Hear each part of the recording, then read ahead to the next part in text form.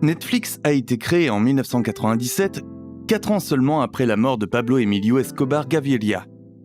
Depuis sa création, Netflix a eu sa part de gloire, de succès et de controverses.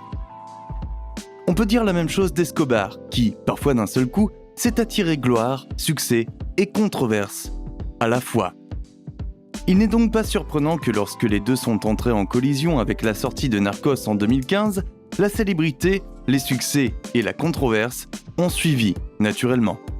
Netflix a été félicité pour la rigueur de ses recherches ainsi que pour l'écriture et la mise en scène artistique du réalisateur brésilien José Padilha, qui ont conféré à l'histoire un riche effet dramatique. Cependant, dans une histoire aussi politique que celle-ci, la perfection n'existe pas. Et parfois, le diable peut se cacher dans les détails, se mêler de tout.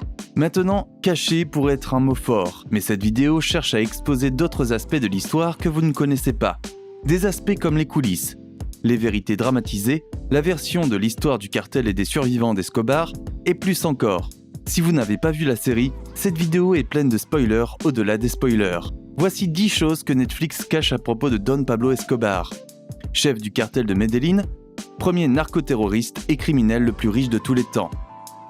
Numéro 10. Le plan original de Narcos. L'histoire raconte que Netflix avait initialement prévu de faire de cette histoire un long métrage et non une série télévisée. Cependant, lorsqu'ils ont commencé à déterrer les preuves et des recherches sur le roi de la coke, ils étaient certains qu'un seul film ne suffirait pas. Ils ont découvert plusieurs histoires sur l'origine de sa richesse, à commencer par celle d'un homme appelé Cockroach et sur sa vie avant la contrebande, qui consistait à voler des pierres tombales. Tous ces éléments, associés aux informations tirées des expériences personnelles des agents de la DEA Steve Murphy et Javier Peña, ont montré aux producteurs qu'ils ne savaient rien d'Escobar. C'est ainsi que Narcos est né. Écrivant pour Vox, Bernardo Aparicio Garcia, qui a grandi dans la Colombie dirigée par Escobar, apprécie largement la rigueur de la série. Il cite entre autres la représentation correcte de la diversité ethnique et des plus petits détails comme les façades miniatures des maisons du village colonial accrochées au mur de la maison de la mère de Pablo. Numéro 9. Les enregistrements d'Escobar. L'une des raisons pour lesquelles le scénario est si détaillé est l'existence de ces enregistrements. Pablo Escobar croyait fermement à la nécessité de conserver des traces des événements, ce qui impliquait de filmer les événements qui se produisaient dans ses haciendas. Grâce à cela, ils ont pu créer une construction assez juste du type de conversation, des tenues et des activités de la vie quotidienne d'Escobar et des gens qui l'entouraient. Dans le film, cependant, Escobar reste le plus souvent assis, à broyer du noir et à regarder dans le vide tout en réfléchissant à la manière de faire le prochain grand coup dans ses guerres avec son propre gouvernement. La vérité est un peu différente, car Escobar a contribué de manière significative à la production de la série. En fait, il est clair que le chef du cartel de Medellín était un fan des médias, puisque certains de ses enregistrements sont insérés dans la série, montrant les activités dans ses haciendas. De plus, il était prêt à acheter ou kidnapper des journalistes pour qu'ils racontent son histoire. Numéro 8. La vie de la famille. Bien sûr, vous deviez savoir que ça allait arriver. Et c'est assez important aussi parce qu'on doit se demander quelle part de l'histoire et quelle part de l'interaction de Pablo avec sa famille était exacte, et ce qu'en pensaient les Escobar. Pour répondre à votre question, le frère de Pablo était furieux de la série.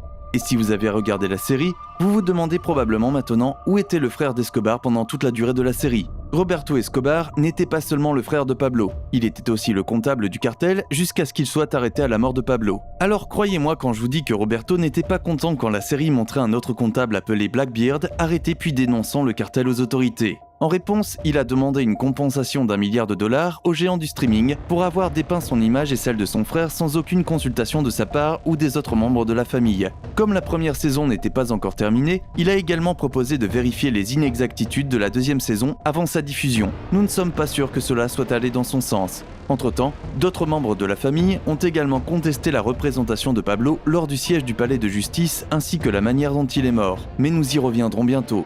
Numéro 7. Les penchants morbides de Pablo Escobar. En regardant la série, on a déjà un peu l'idée que Pablo Escobar était l'un des hommes les plus terrifiants à avoir jamais vécu.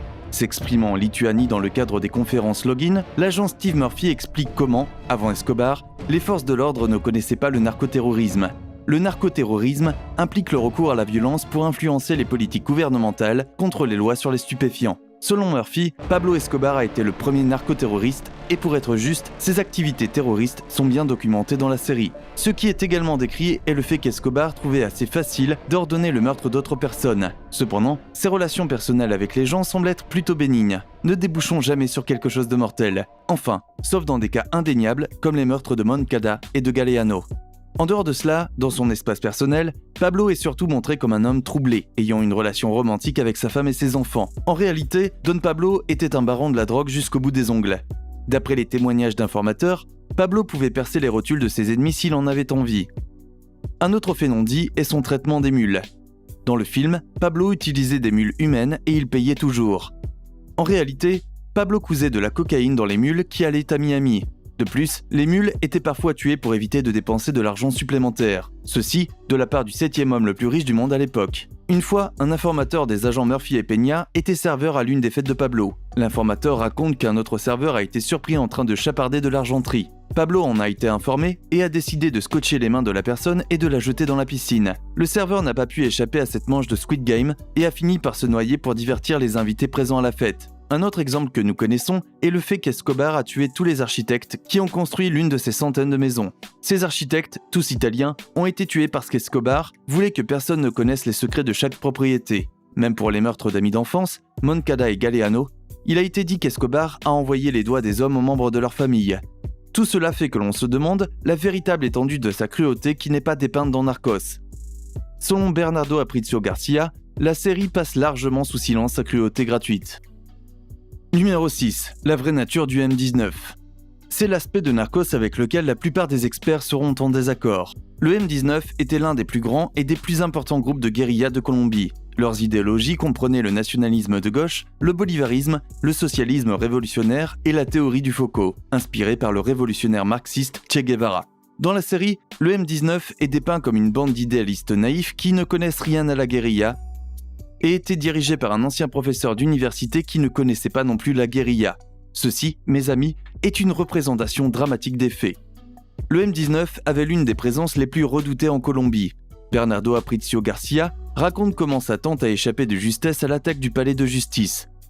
Il résume l'histoire en disant « Il n'y a pas que ma famille à Cali qui a failli mourir de leurs mains. Ils étaient vraiment puissants et savaient comment faire régner la peur. » De plus, Ivan Marino Ospina, ou Ivan le Terrible, était un chef de guérilla expérimenté, contrairement à la représentation qu'il donne d'Ivan Torres dans la série. Avant de devenir le chef du M19, Ivan Marino Ospina avait déjà combattu au Venezuela, avait été arrêté et torturé au point de presque se suicider, pour s'échapper 6 mois plus tard en se déguisant en commandant de l'armée. On l'appelait Ivan el Terrible, parce qu'il faisait toujours les choses de la manière la moins diplomatique, et il était donc grossièrement dépeint dans la série. Il est peu probable qu'Ivan ait été tué par Pablo, et certains disent même qu'il n'a peut-être pas donné à Escobar la célèbre épée de Bolivar. Numéro 5. Les relations de Pablo avec sa famille. Comme la famille de l'homme n'a pas été consultée alors qu'elle fait partie intégrante de la série, il est normal que leurs interactions avec Pablo soient imaginatives, et c'est une façon dangereuse de raconter une histoire, surtout si l'on a déjà des idées préconçues. Aucune autre relation n'a peut-être été plus mal interprétée que la relation de Pablo Escobar avec son fils, Juan Pablo, aujourd'hui connu sous le nom de Sebastián Marroquín. Sebastián est maintenant libéré du commerce de la drogue et il parle souvent de son expérience de fils du plus grand trafiquant de drogue dans plusieurs interviews. Dans ces interviews, il explique comment il s'est souvenu que son père l'aimait beaucoup tout en faisant la part des choses avec les effets de ses activités violentes, comme il l'a dit une fois.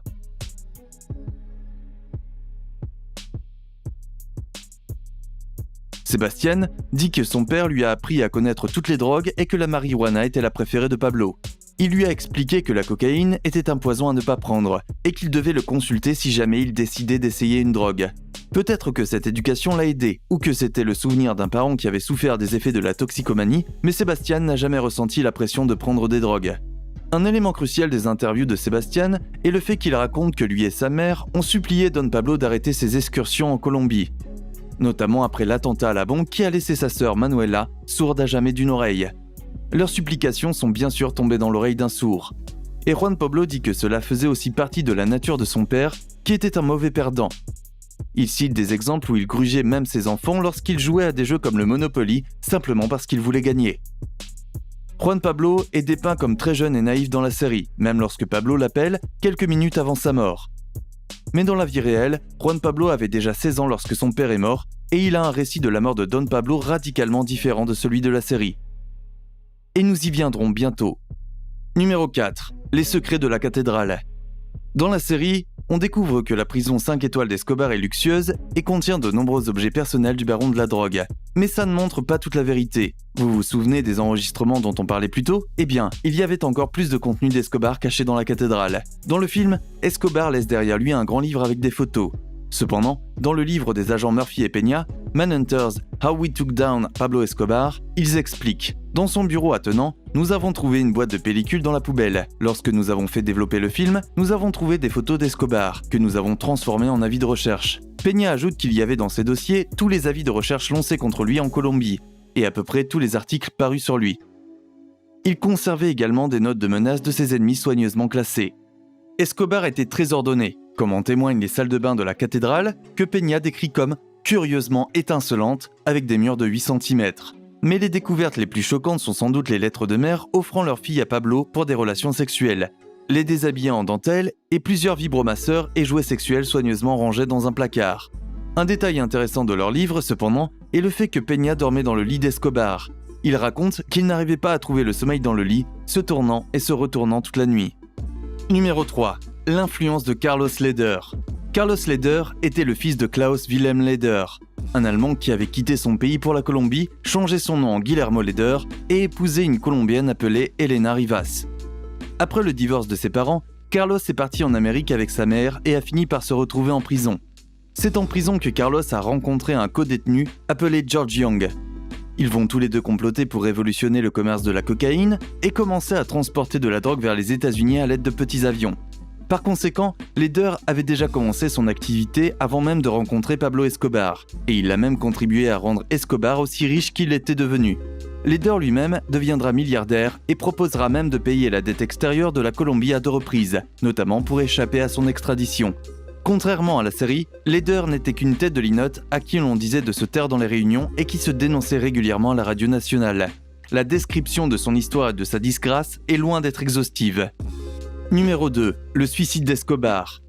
Si vous connaissez un peu l'histoire de Pablo Escobar, le mot suicide doit être un mot très étrange pour être associé à sa mort. Mais soyez attentifs et nous verrons où cela nous mène. Pablo Escobar s'est suicidé. C'est ce qu'affirment des membres de sa famille proche, comme ses frères et surtout son fils Juan Pablo. Vous voyez, Juan Pablo est la dernière personne à qui El Patron a parlé avant de mourir, et il donne un argument très convaincant pour expliquer pourquoi il croit que son père s'est suicidé. Examinons ces arguments. Le premier point, Juan Pablo dit que son père lui avait toujours dit que le téléphone était la mort.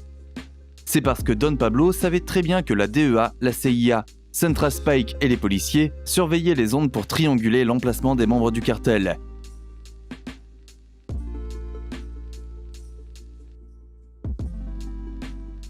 Pablo Escobar passait toujours très peu de temps au téléphone et ordonnait à son fils de ne jamais l'utiliser. Le deuxième point est que la famille d'Escobar venait d'être refoulée d'Allemagne et qu'elle a ensuite été contrainte de loger dans un hôtel colombien appartenant aux forces armées. Cela implique que la famille d'Escobar n'allait jamais être en sécurité où qu'elle aille et que les lignes téléphoniques de l'hôtel étaient sûrement sur écoute. Pablo devait être au courant de ces faits. Le troisième point est le fait que Pablo avait appris à son fils comment se suicider au cas où il serait capturé. Juan Pablo affirme que son père lui a dit que le meilleur moyen d'éviter la torture et de mourir rapidement était de tirer dans l'oreille droite, plutôt que dans la bouche. Les frères de Pablo ont confirmé que Pablo avait dit qu'il préférait se tuer plutôt que d'être tué par les personnes qui le poursuivaient, car la mort ne serait pas agréable. Maintenant, rejouons les derniers moments de Pablo avec ses faits en tête. Un certain colonel Martinez et son fils, le lieutenant Martinez, utilisent l'équipement de radiogoniométrie pour essayer d'obtenir un signal téléphonique. Au même moment, Pablo Escobar parle à son propre fils, Juan Pablo, d'une interview que Juan Pablo connaît déjà, au téléphone. Selon Juan Pablo, son père l'a appelé 7 fois et il a essayé de couper l'appel à chaque fois.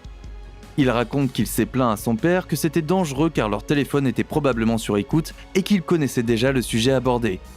Juan Pablo comprend que son père essaie de leur éviter un interrogatoire en se dénonçant lui-même. Alors qu'il est au téléphone, le lieutenant Martinez tient une antenne depuis le véhicule et aperçoit soudain le roi de la coque qui le regarde. Après avoir rassemblé suffisamment de force, les policiers prennent d'assaut la maison. Et ce n'est qu'à ce moment-là que Pablo lâche l'appel en disant « Il se passe quelque chose d'étrange ici, je te rappellerai ». La fusillade s'ensuit, son garde du corps, Limon, est tué, et Pablo est touché sur le toit à plusieurs reprises avant que son corps ne devienne inanimé. À l'inspection, une blessure par balle est trouvée à la tête de Pablo. Devinez où ? C'est ça, l'oreille droite. Personnellement, je trouve curieux qu'il ait été trouvé et tué exactement un jour après son anniversaire, presque comme si quelqu'un voulait avoir un dernier repas, un dernier rire digne de ce nom. Numéro 1. Le discours pro-drogue de Wagner Moura. Wagner a joué le rôle de Pablo Escobar dans Narcos à la perfection. L'acteur brésilien était applaudi pour ce rôle et est tellement synonyme d'Escobar que ses photos apparaissent sur une recherche Google avec le nom du baron de la drogue. Cependant, ils ont encore plus en commun. Moura pense que les drogues comme la cocaïne devraient être légalisées. Et après avoir vécu l'expérience d'Escobar, il prend cela encore plus au sérieux. En effet, dans un monde où la cocaïne était légale, Pablo Emilio Escobar Gaviria aurait surtout été reconnu comme un homme d'affaires avisé qui s'est enrichi à partir de rien et a redonné aux pauvres. La plupart des meurtres qu'il a ordonnés ont commencé par faire taire les fonctionnaires qui voulaient le faire enfermer ou extrader. Mais qu'en pensez-vous ? La cocaïne devrait-elle être légalisée ? Donnez-nous votre avis dans les commentaires ci-dessous. Vous avez apprécié cette vidéo ? Si oui, n'hésitez pas à la liker et regardez d'autres vidéos géniales sur la chaîne The Fugitive France. Merci d'avoir regardé et à la prochaine.